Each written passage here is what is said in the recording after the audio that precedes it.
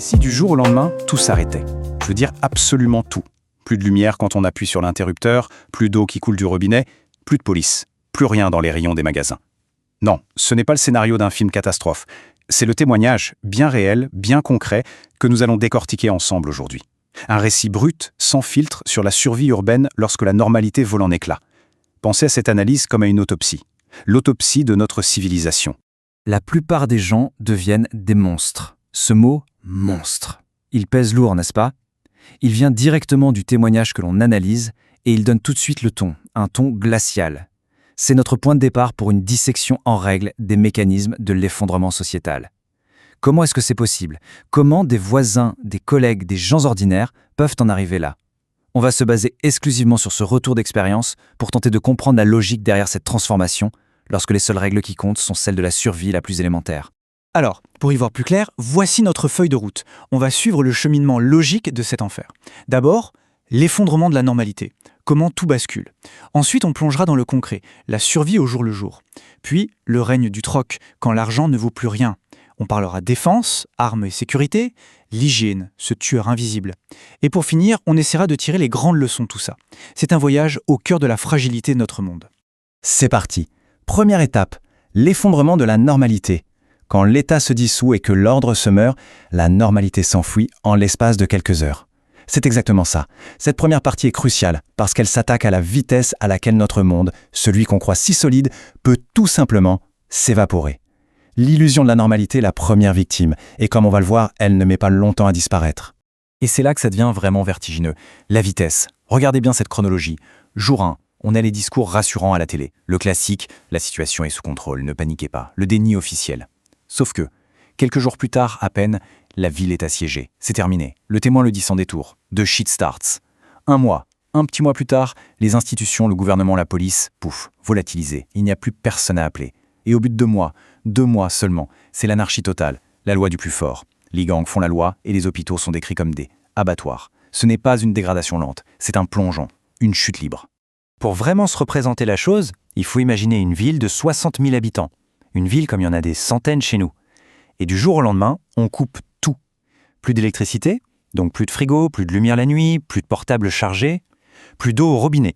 Ça veut dire plus de douche, plus de chasse d'eau, plus de café le matin. Les supermarchés, vides. Toute la société est brutalement renvoyée à l'âge de pierre. Et l'aide extérieure alors? Une blague. Quelques rations larguées par avion tous les 10 jours, autant dire rien. Une goutte d'eau. Ils étaient complètement seuls. Face à ce chaos total, le témoignage est sans appel sur un point. Être seul, c'était signer son arrêt de mort.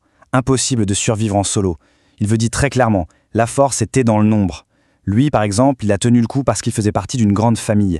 15 personnes. Un clan, en fait. Avec un petit arsenal, 6 pistolets, 3 kalachnikovs. Un individu seul, même surarmé, c'était une proie, une ressource sur pattes.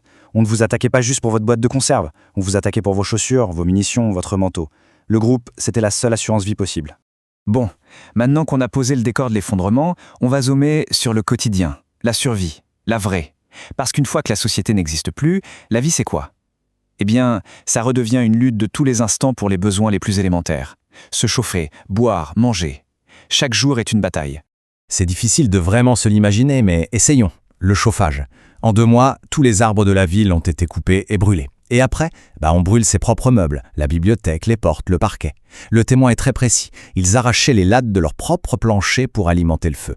L'eau, ce n'est plus le robinet, c'est un tonneau sur le balcon pour récupérer l'eau de pluie qu'il faut faire bouillir à chaque fois avec ce bois si précieux. La nourriture, au bout de 3 mois, c'est la famine. On en est réduit à chasser les pigeons, les rats. Et les toilettes, une pelle et un coin de terre. Le retour à l'état le plus primitif. On entre maintenant dans une nouvelle dimension, l'économie du chaos. Quand l'or ne vaut plus rien et l'argent se dérobe, le briquet devient roi, le whisky fait l'aumône. On va voir comment le système monétaire s'est complètement évaporé pour laisser la place à une économie brutale, celle du troc, où la seule valeur qui compte, c'est l'utilité immédiate.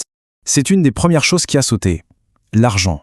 La monnaie officielle, les dollars, peu importe, ça ne valait plus rien. Le témoin utilise une expression très imagée, c'est devenu de la merde. Mais pourquoi? C'est simple en fait. L'argent, ce n'est qu'une confiance collective, une promesse. Et quand les garants de cette promesse, l'État, les banques, les commerces disparaissent, la confiance s'évapore. Et l'argent avec. Pour donner une idée, il fallait parfois 30 ou 40 dollars pour une seule boîte de conserve. Absurde. L'économie est donc revenue à sa forme la plus ancienne, l'échange direct, un bien contre un autre. Et ce tableau, il est absolument fascinant. C'est la nouvelle bourse, la nouvelle hiérarchie des valeurs dans un monde effondré. Analysons ça. Colonne de gauche, la priorité numéro 1. C'est ce qui vous garde en vie et vous donne le pouvoir. Tout en haut, les munitions. Indiscutable. Le témoin le martèle. Munitions et armes auront toujours la première place. Logique, c'est ce qui permet de défendre tout le reste. Juste après, regardez bien. Savon et javel. On y reviendra, mais c'est une question de vie ou de mort. Au centre, la priorité 2, les outils de la survie. Antibiotiques, piles, briquets, conserves. Et à droite, ce qu'on appellerait le luxe devient en fait une monnaie d'échange ultra efficace. Alcool, tabac, café, sel. Pourquoi ? Parce que c'est petit, facile à transporter et ça répond à un besoin psychologique énorme dans une situation de stress pareille. Le témoin raconte avoir échangé tout son or contre des munitions. La valeur n'est plus du tout symbolique, elle est devenue radicalement concrète. Ce qui suit est une illustration, peut-être la plus brutale, de l'effondrement de toutes les valeurs. Le témoin rapporte « Pour une boîte de bœuf, tu pouvais avoir une fille pour quelques heures ». Le précise que la plupart du temps, il s'agissait de mères désespérées qui cherchaient à nourrir leurs enfants. C'est un fait, rapporté de manière clinique, qui montre jusqu'où la survie peut pousser les êtres humains bien au-delà des repères moraux de notre société. Passons maintenant à la question de la sécurité. Sans police, sans armée, sans justice, comment se protéger ? La sécurité, ce n'est plus un service public qu'on appelle en cas de problème. Non, ça redevient une affaire personnelle, permanente et souvent très violente. On va voir quelles étaient les règles dans ce monde sans règles. Et là, on revient à ce principe clé, la pierre angulaire de toute la survie. La force, c'était le nombre. Je cite encore. Si vous étiez tout seul à vivre dans une maison, ce n'était qu'une question de temps avant d'être pillé et tué. Fin de la discussion. L'image du loup solitaire, du survivant façon Rambo barricadé chez lui, c'est un fantasme de film.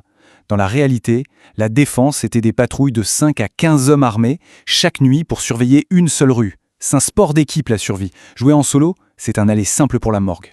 Et là, on arrive à une des leçons les plus surprenantes, les plus contre-intuitives de toute cette histoire. Qu'est-ce qui a été attaqué en premier ? Les maisons qui semblaient les mieux protégées. Celles avec les hauts murs, les barreaux aux fenêtres, les portes blindées. Pourquoi ? C'est simple. Une forteresse visible, ça crie « il y a un trésor à l'intérieur ». C'est un appel aux pilleurs.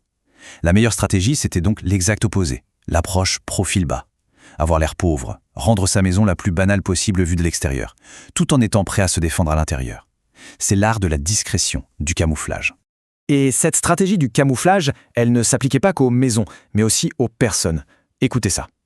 Je veux rester sobre et ressembler à tout le monde dehors. Peureux, désespéré, confus. C'est une idée de génie. Pas de trier militaire flambant neuf, pas de fusil en bandoulière, pas d'attitude de guerrier de l'apocalypse. Non, il fallait se fondre dans la masse. Adopter un camouflage social, avoir l'air d'une victime d'un type paumé, tout en étant un prédateur potentiel si on vous attaque. Le paradoxe total de la survie, il faut avoir l'air faible pour rester fort. En ce qui concerne les armes, la logique est purement logistique.